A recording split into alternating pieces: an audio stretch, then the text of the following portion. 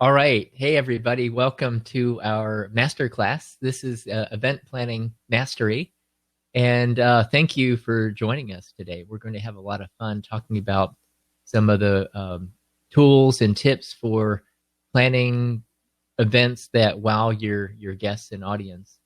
Guests, sponsors, and speakers. And some of the things we talk about today, you can definitely use for your live in-person events as well. Um, yeah, and then to make it more fun, I might ask some of you to come up and join us because otherwise it gets kind of boring without me just talking. Let me turn on. I'm going to turn on audience view so I can at least see you. Cool. All right. What I wanted to do is show you a little bit about some of the back end. So how many of you, actually, let me start here. How many of you came to the Power of Gathering Summit, or at least attended one of the sessions, just by show of hands? I know Jared was there. Jared actually spoke there. He had to be there. Anybody else? Show of hands. Wow, you didn't make it. Okay, cool. No, that's good in a way, but because I'm going to show you some of the back end of how we planned out the summit. I'm going to show you a tool that we used and our approach to planning this out. I'm going to share my screen with you in a minute. Okay, so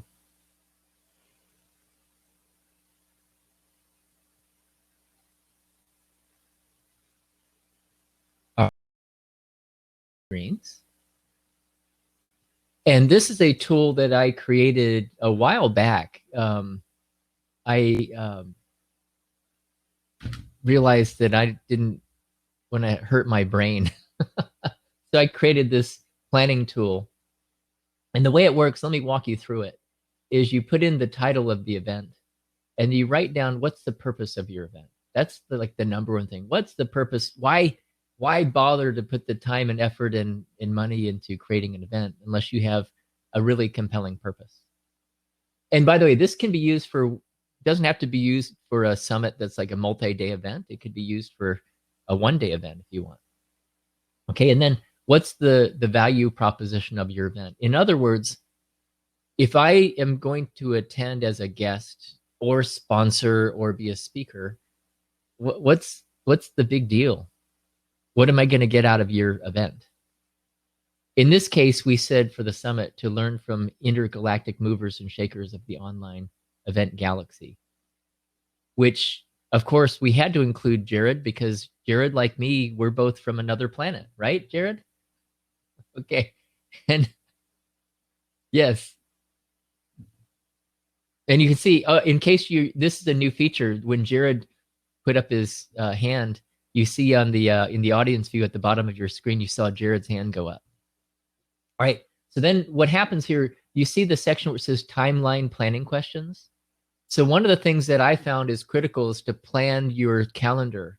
What's the timeline for how you're going to produce this event? And there are 6 different phases to event planning, the way I see it. If you let's skip down to the section that says projected timeline. Phase 1, research, planning, and preparation. What does that mean? That means figuring out what your event's all about. What's the purpose? What's the value proposition? What kind of topics do you think you should have? And anything else, technology, tools that you'll use, anything related to that. And then phase 2 is reaching out to anybody else who needs to be involved, whether they're speakers, sponsors, co-promoters, collaborators, any type of outreach. And then phase 3 is what we call pre-production. Lots of times before a major event, I like to do recordings beforehand and then broadcast the recordings. It may be sponsor onboarding you have to be involved with. Of course, creating your marketing materials, right? So, and then phase 4 is is event promotion, getting the word out through whatever channels, right? And actually you would have planned that, but this is where you execute on the event promotion, right? And thanks, Jared, for putting that in the Q&A. Ask questions in the Q&A. Thanks. And then phase 5 is the event launch. That's the thing we all wanted to do, which is actually run the live event. And then phase 6 is all the after event activities. And I think this is after event activities is an area where this is commonly overlooked, because you can really leverage the effort you put into your event by what you do after the event, which can include lead follow-up, repurposing content, following up with speakers and sponsors, giving sponsors an event debrief, and asking them to inviting them to sponsor the next event. All right, so let's go back now that you know the phases that we use at Remo. How does this planner work? Well, you go up here and you answer the first question. What is the first day you want your online event to go live? Well, let's say we're planning another event in, I don't know, December.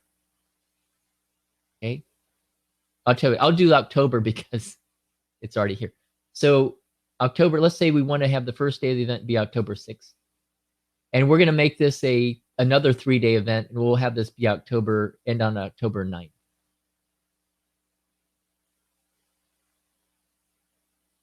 A Saturday, okay? And how many days will we dedicate to planning and preparing? Let's make this 21. Why 21? Because I like the number 21. All right, how many days will we dedicate to reaching out to speakers, sponsors, and co-promoters? Let's make that 10 days. And be aware that these phases are artificially broken out, but they frequently happen in parallel with overlap. How many days will you dedicate to speaker interviews, presentation recording, post-production? Let's say it's going to be 14 days. How many days will you dedicate to promoting your online event?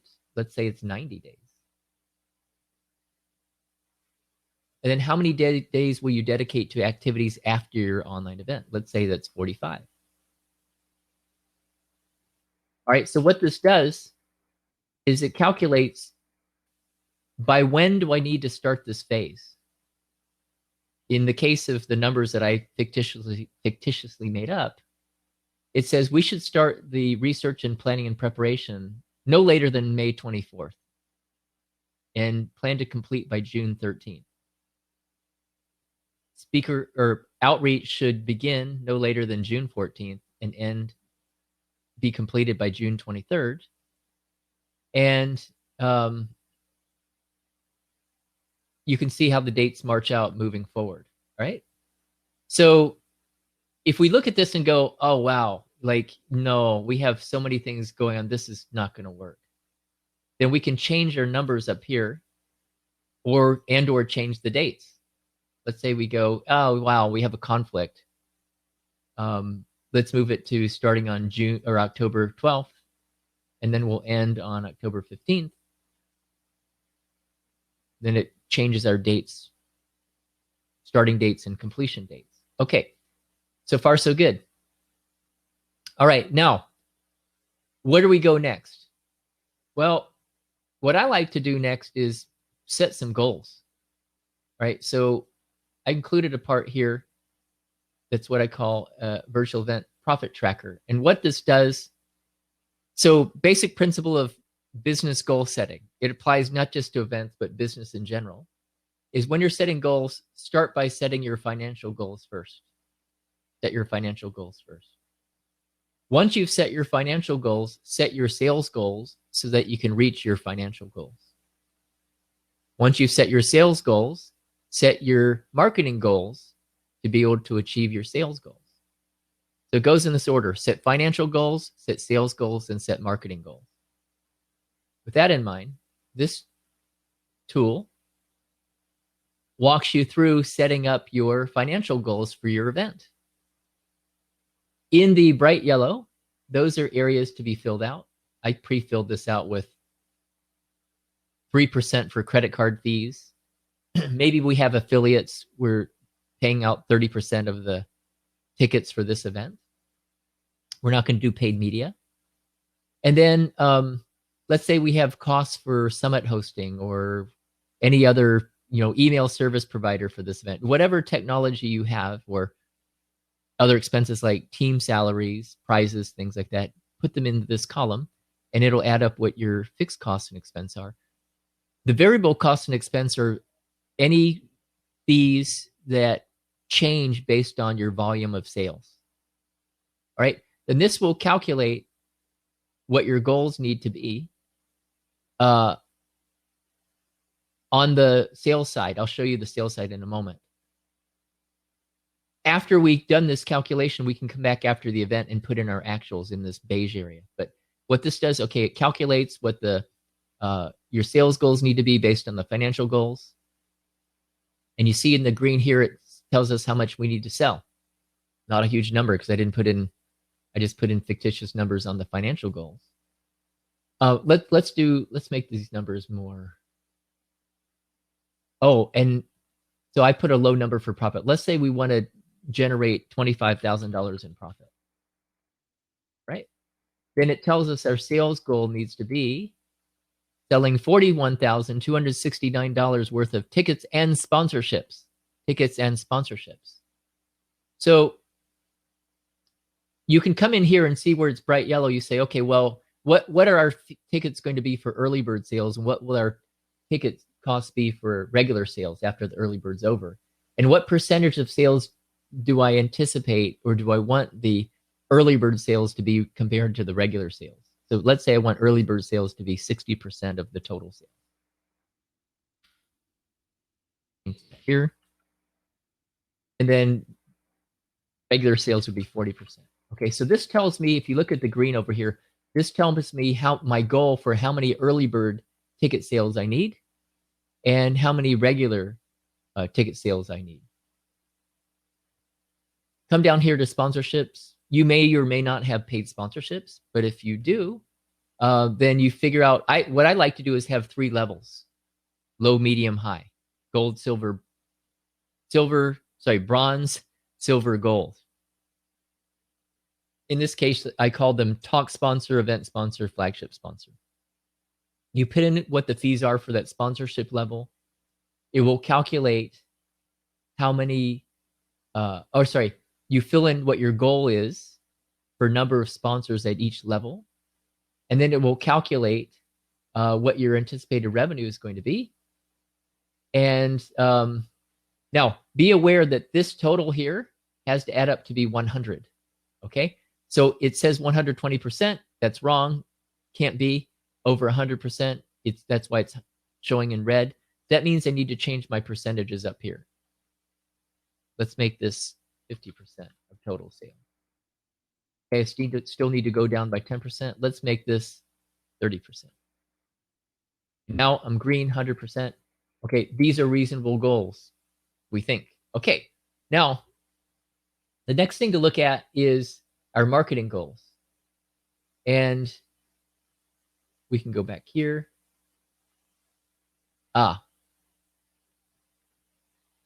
Here we go, marketing.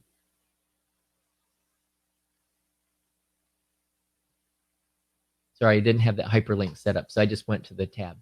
All right, so there are 2 types of ways to approach the marketing goals. One is we can have profit-driven marketing goals, or we can have sign-up-driven marketing goals. Depends how you want to approach it. All right. Sometimes for your event, you're interested in making money, turning a profit. But sometimes events aren't there for profit. They're there for brand recognition or list building. All right. So let's say you're going to run an event and you're trying to build your list.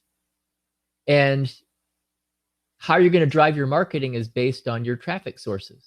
So what you do is you say, okay, here are the different pathways through which people can come to my event, right?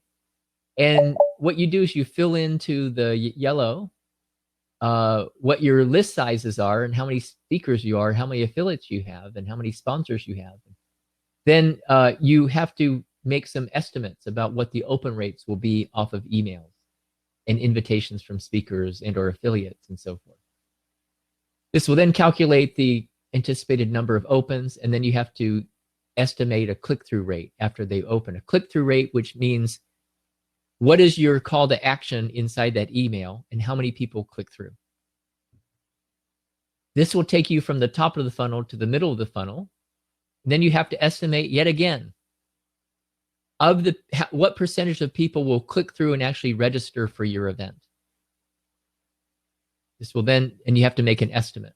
In my hands, I consistently have in the 70% range for a free event for people going to my landing pages and signing up for my events. I think anything above 50% is good. Obviously, the higher the better. Okay, so I just put in percentage, right? And then that gets me to the bottom of the funnel, which is really where the rubber meets the road. We need to get people to not just sign up for the event, but also show up. So let's say we have a show up percentage of 25%, which is actually for, an online event.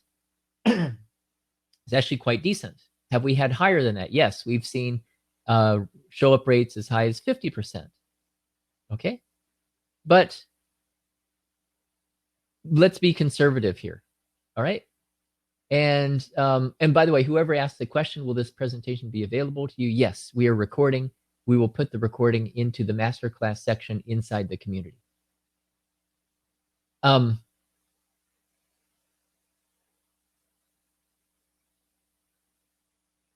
next percentage you need to estimate is what is your conversion rate from people who are at your event to whatever your offer is. Maybe your offer is to buy something. Maybe your offer is to sign up for something or sign up for a free consultation. What is the conversion percentage there? You have to put some estimates in here. And then it'll tell you how many conversions to sales you'll be getting. All right. And this will, then what you want to do down here is put in what your goals are for registrations and what your show up rate goals are. And what this is going to do, oh, and then you need to put in what your goals are for number of attendees. This will calculate the rest for you. Okay. So it's what most people end up doing, which I think is a huge mistake, is they'll just pull a number out of the air and say, oh, well, we're going to have 20,000 people attend this event. Okay, that's 20,000 show ups. Yes. All right. Well, how many people do you need to register if you're going to get 20,000 people to show up? Oh, like, I don't know, 25,000. Well, how'd you calculate that? It sounded good. You can see from the calculator here, there are lots of considerations and lots of assumptions you have to make, especially with conversion rates at each step of the journey from the point people hear about your event to the point where they actually show up and attend. Jared thanks George is the king of content marketing. All right. So with this, and you look, we can put anything together on a spreadsheet and make it sound like $1 billion success, right? But when you put down these projections, these are just goals. And what you have to be able to look at is, hey, do these goals make sense? Is this realistic? Is this doable? Or do I need to change my goals? And you want to also compare your goals to your actual results. So this whole tracking system is designed to enable you to look at to set your goals and then come back afterwards and see how well you did compared to your goals. Not as a way to beat yourself up, no, but as a way to figure out what worked and what didn't work about the planning and preparation, the promotions, and the execution of the event. All right. I want to see if there are any questions. And Jared, thank you so much for giving people pointers about how to make the screen bigger and so forth.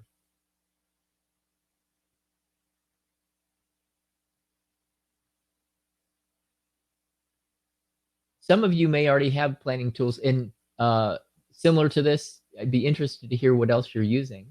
Let me show you some other components of this planning tool. I haven't finished building that part out. This is a work in progress.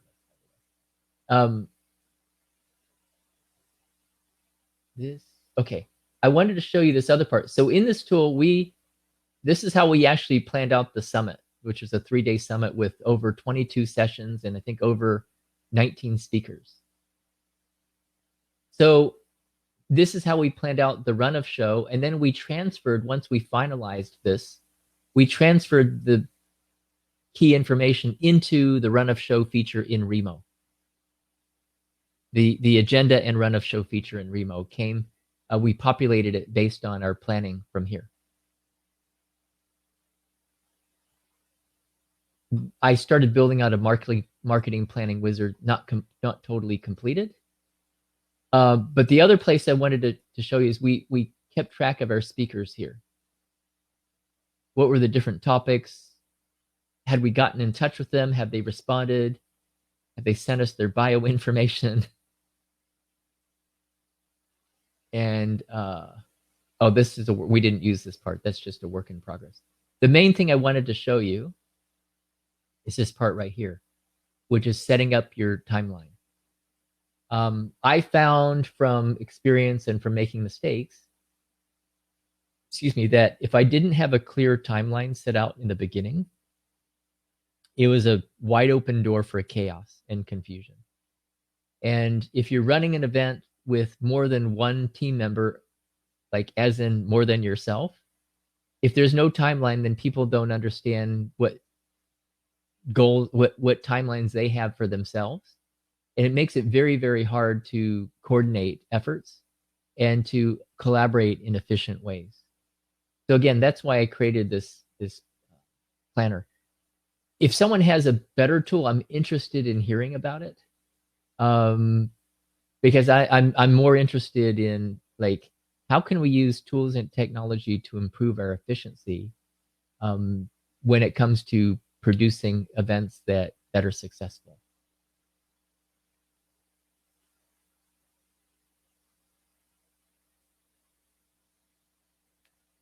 The other thing this planning tool has helped with is pointing out blind spots. So as you can see, of course, and I think most of us here have done events of various sizes, and even very large events. The more moving parts, the bigger the event, the more moving parts you have, and the more likely you're going to forget stuff. So it's best not to keep stuff in your head, not to have mental checklists, but to actually have written checklists. Which, by the way, if you're into checklists and you recognize the value of documenting your processes for planning, production, and promotion, I recommend a tool called, I'll put it up on screen. It's called Process Street. Process Street is a checklisting and workflow process tool that allows you to create little checklist templates and process flow templates. And then you can click a button and create a copy of that template as a usable checklist and flow document tracker. You can check things off digitally. You can assign tasks to different members of your team. Wish there was a screenshot of it, but they've kind of stylized it. But I recommend if you see the value of checklisting, and I hope you do, you see the value of documenting your processes and procedures, which I hope you do, then I recommend do a free trial of Process Street and check it out for yourself. All right, back to the planning process. Any questions? I'm curious, has this been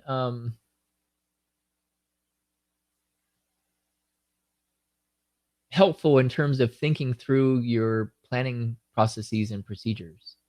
And Chloe's saying, yeah, we use Asana, sounds similar to Process Street. Asana is a project management platform. Process Street is a documentation and process platform.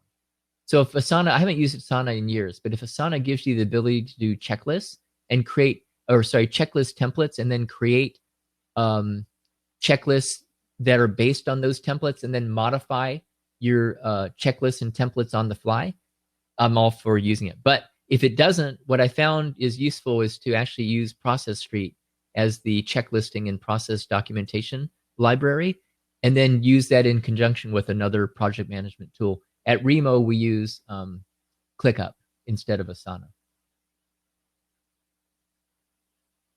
Yeah, check it out, Chloe. It's I got a free version, or not a free version, a lifetime version off of AppSumo. And I started using it, and then it was so good we upgraded to the paid version. Yeah, ClickUp is a project management tool that we use for project management instead of Asana. We looked at Basecamp as well, and we looked at Monday.com. We settled on ClickUp. So worth checking out and see if it works for you. All right. Does anybody have any questions that you would like to ask in real time? So I can bring you up here and we can chat. Jared, I'm curious. I'm going to bring you up. I'm curious to see what kind of tools you're using for planning and preparing for your events.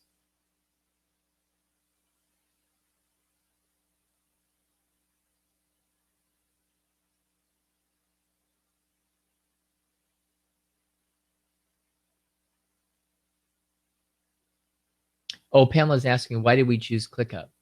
Great question. So we tested Monday.com. We tested Asana. Most of us on the selection team were familiar with Basecamp already. And we wanted something that had like a visual component to it. So ClickUp has a mind mapping feature, which I love mind maps because you can visual planning. And that was kind of like the deciding factors. It had more of a visual feel, whereas a tool like Basecamp was more just all text oriented. I think the one caveat is you really never know what you're committing to until you actually go in, even beyond the free trial on some of these apps. And what we found is that there's quite a learning curve with ClickUp. I think the other tools are easier to use, like Asana and Basecamp. But yeah, that was just our selection process. So even going through the free trials is still even hard to do in a free trial until you actually.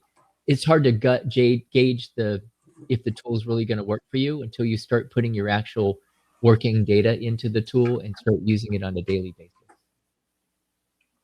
Jared. Hello, everybody. Happy Friday.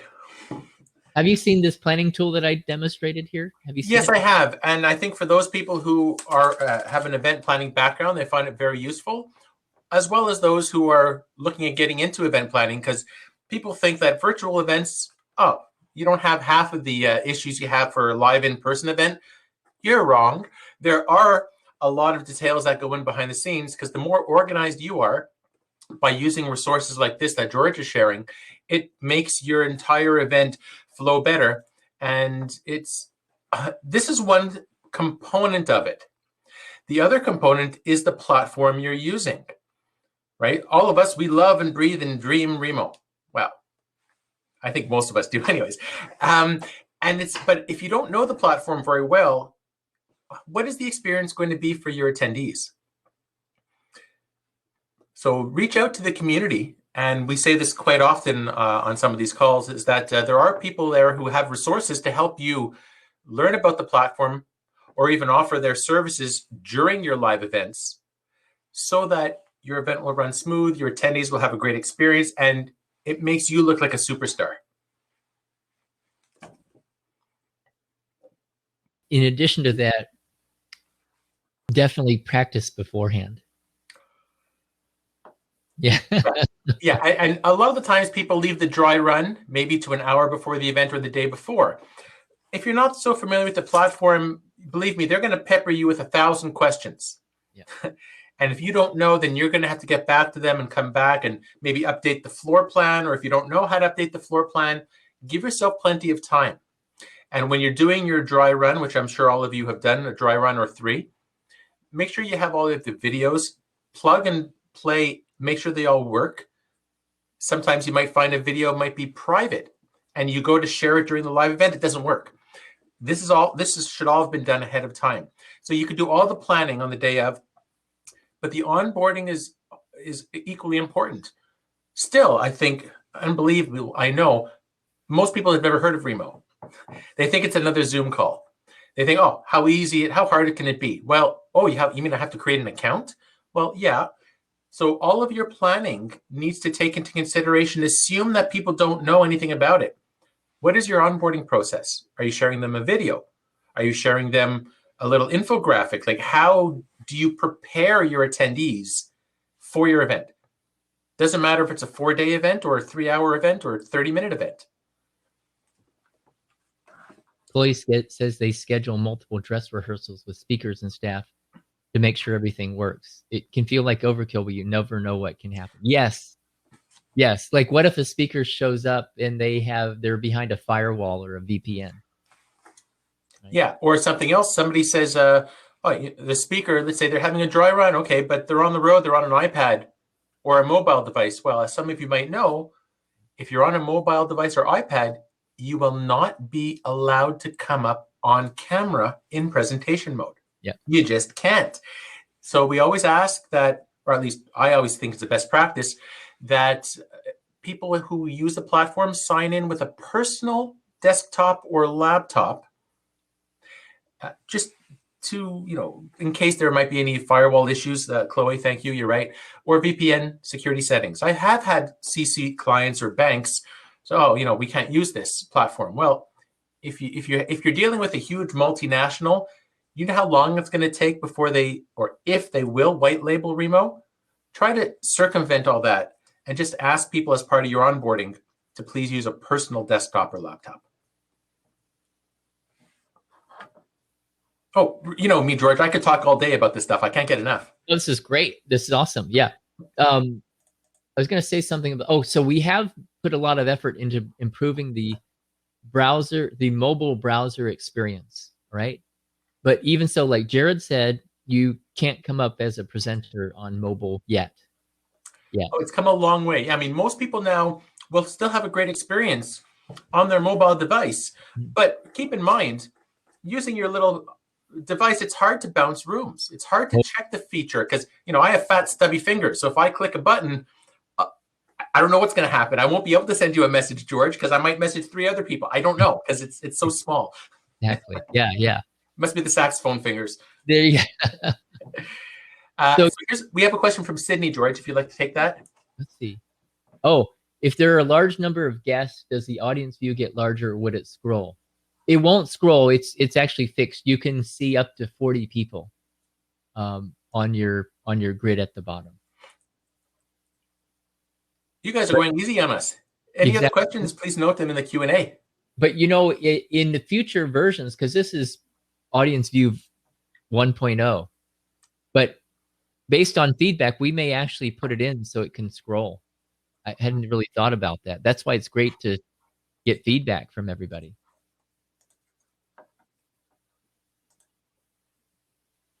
Any other questions? Yeah, they're going easy on us, Jared. Yeah. So, I mean, as more best practices, yeah. Well, you know the old expression, how do you get to Carnegie Hall? Practice, practice, practice. The same thing with this platform.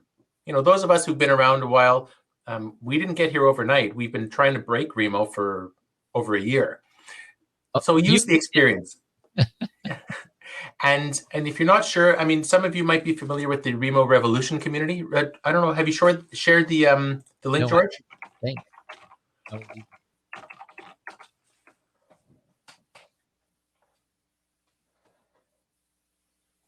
Okay, George. Here, I got it here.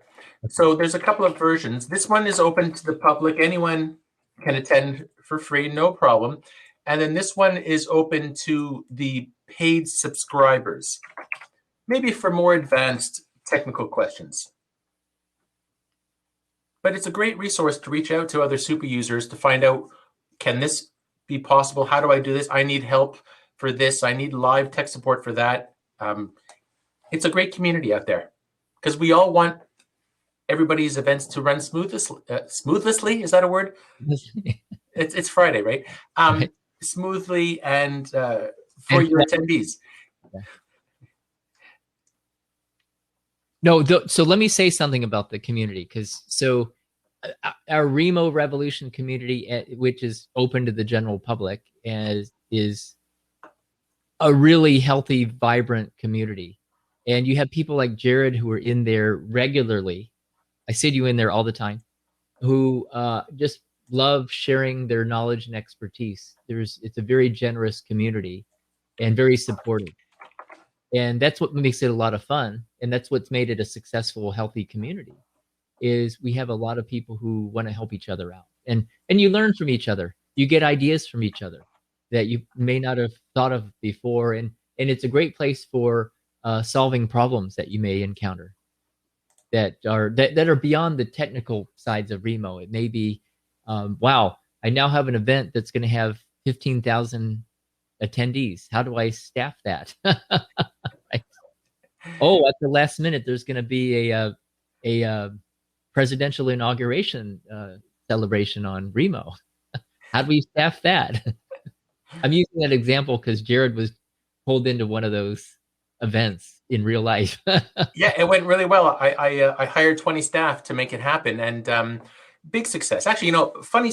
Well, actually, it's a true story. Somebody contacted me about a week ago. Said, "Hey, Jared, I'm looking at hosting this event for about 6,000 people. We want 40 concurrent breakout rooms at the same time." I said, "Absolutely. I'm glad you're contacting me because you'll need to know how to work with somebody who knows the platform." And she says, "Okay, well," I said, "Well, does your client have a budget?" I'm thinking you have to hire at least 40 staff to manage each of the different breakout rooms. Yeah. And well, she said our budget was 5,000 or 6,000. I said, "Well, my cost is a lot more than that. So unfortunately, I had to turn it down."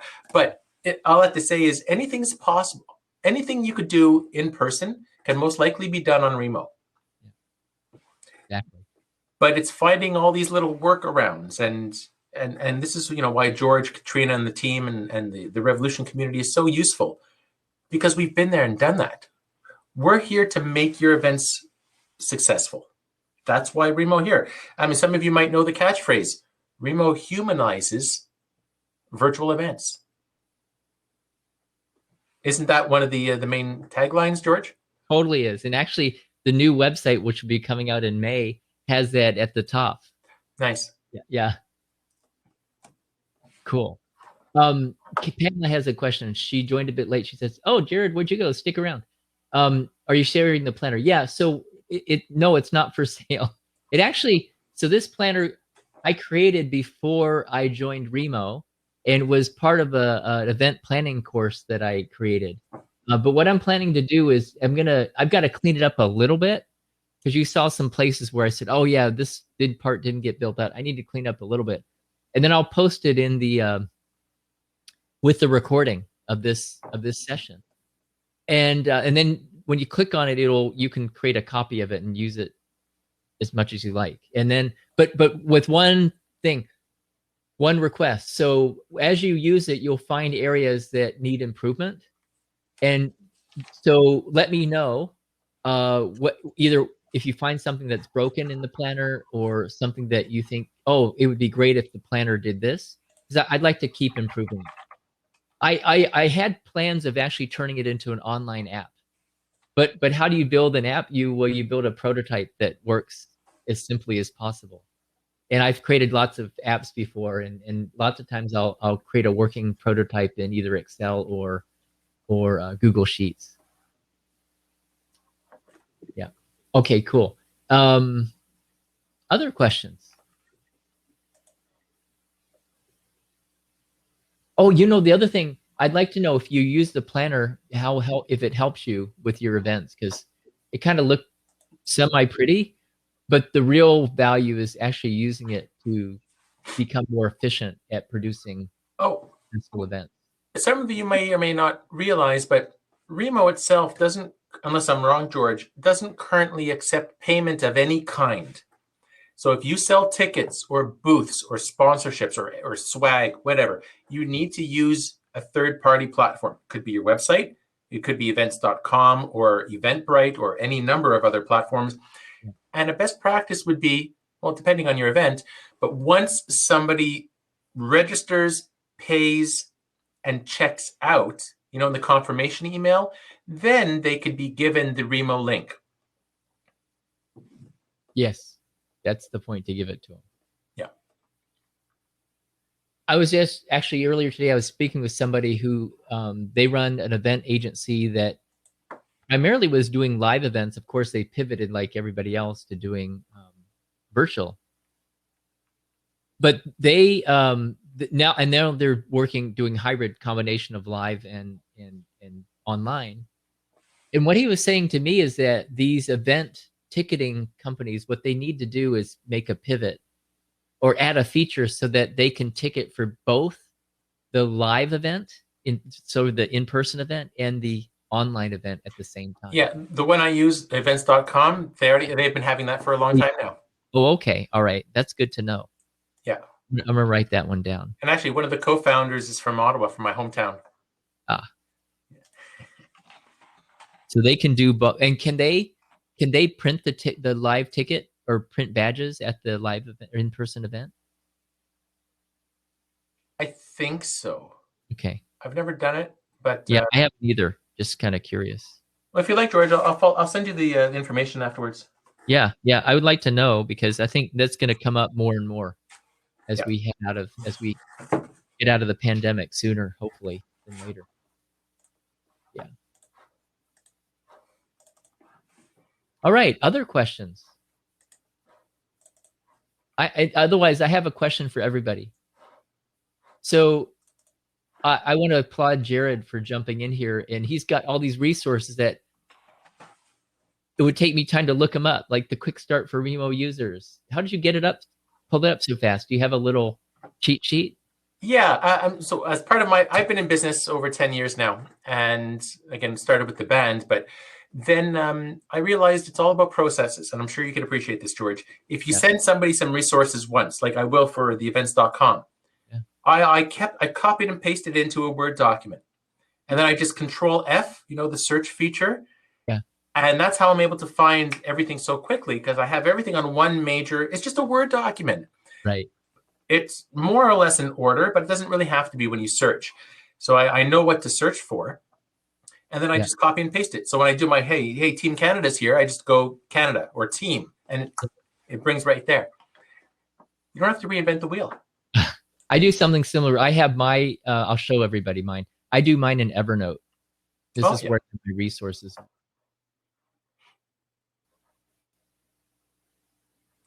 And then I put all this stuff. It's a growing list. Yeah, so very helpful if you have that. I wonder if we should have that feature inside Remo. Just put all your. Actually, you can. Now that I think about it, it's actually per event. It's not permanent for globally, but for each event, you can put your links into the run of show, into the notes section if you need to. Oh, so here was my question. I got distracted telling everybody what a great job Jared's doing and how much I appreciate his help. How many of you would like to see Jared run other events, training programs, and master classes? Raise your hand. Not to put you on the spot. I'm going to put you on the spot, Jared. Oh, you see, Pamela has a similar document like that. Yeah. She does. I think it's necessary. You need to have that. Absolutely. Yeah. Thank you, Pam. Anyways, all I have to say is there are resources available, but keeping in mind that when you host events on Remo, you are the face of the virtual event. So you should at least know it pretty well or work with others who do. Oh, thank you, Pam. Very kind. Hey, you should do a LinkedIn recommendation for me, Pamela. Okay, George, well, I'll let you wrap up then. Okay. All right. So let me just check and see if there are any other questions. No. All right. Jared, thanks again for your kind assistance. And I think we'll wrap up here. I'm going to come out of presentation mode. I'll stick around at the tables for a little bit. And then we'll get the recording up there in the tool as soon as we can. All right. Thanks, everybody.